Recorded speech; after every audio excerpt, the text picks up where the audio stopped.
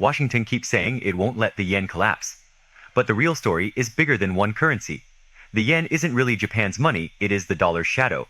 Let me show you how America built it. The question everyone asks, why must the US step in to save the yen? To answer, you need one idea. The yen is a shadow dollar, not an equal, a reflection of the dollar, built over half a century. It starts in 1949. Under the Bretton Woods system, $1 was fixed to 360 yen. Japan wasn't a partner, it was an export vassal inside the dollar bloc. Right after the war, America was dismantling Japan's industry and demanding reparations. Then the map changed. China's Civil War, the Korean War. Suddenly, Washington needed an ally, not a prisoner. Truman stopped the punishment.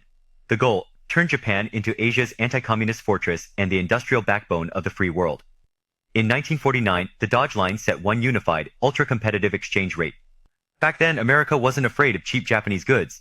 In the 1940s and 50s, the US made over half the world's GDP.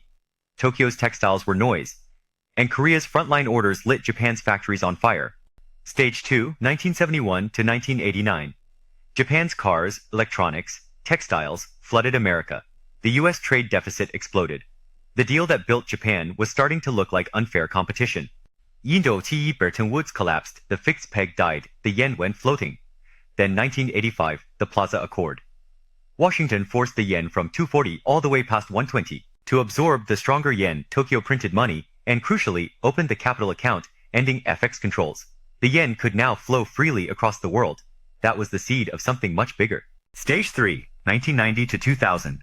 Japan's bubble burst, deflation set in. The Bank of Japan cut rates to zero in 1999 and launched quantitative easing.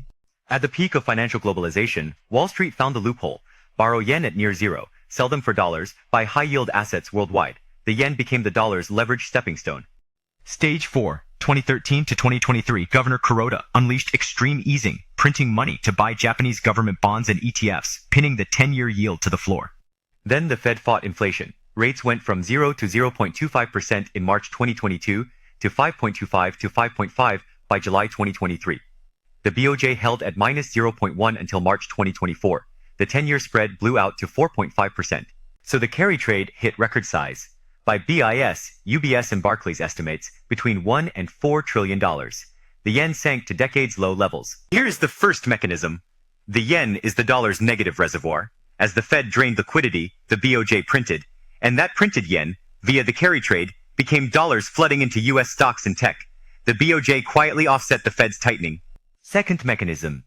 The yen is the safe haven regulator. Risk on, borrow yen, buy dollars, lift global assets. Risk off, the trade unwinds, sell dollars, buy yen back. In August 2024, the dollar-yen lurched from 161 to 140 in days. That triggered a global liquidity crunch. The Nikkei fell 12.4% in a single session, its worst day since Black Monday 1987. US tech shook with it. So why call it a shadow dollar? 4 dimensions. 1. Capital. The yen is the low-rate leverage faucet of the whole system, the amplifier that multiplies dollar expansion worldwide.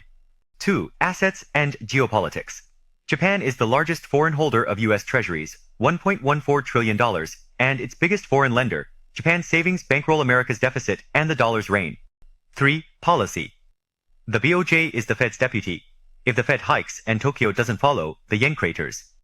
In 1998 and 2008, the BOJ swapped liquidity with the Fed, America's offshore printing press. Through 4. Trade and settlement. The yen ranks only 4th in global payments, around 3 to 4%. Japan's overseas empire is priced and settled in dollars. The forex it earns never comes home to the yen. Step by step, America turned the yen into a key lever and a relay station for capital in the dollar system. It looks like an independent currency. To the hedge funds, it is a cheap dollar financing tool with a yen label. So every time Washington moves on the yen, to trouble it or to save it, what it is really protecting is the dollar and the system behind it. Subscribe, and I will keep mapping the board.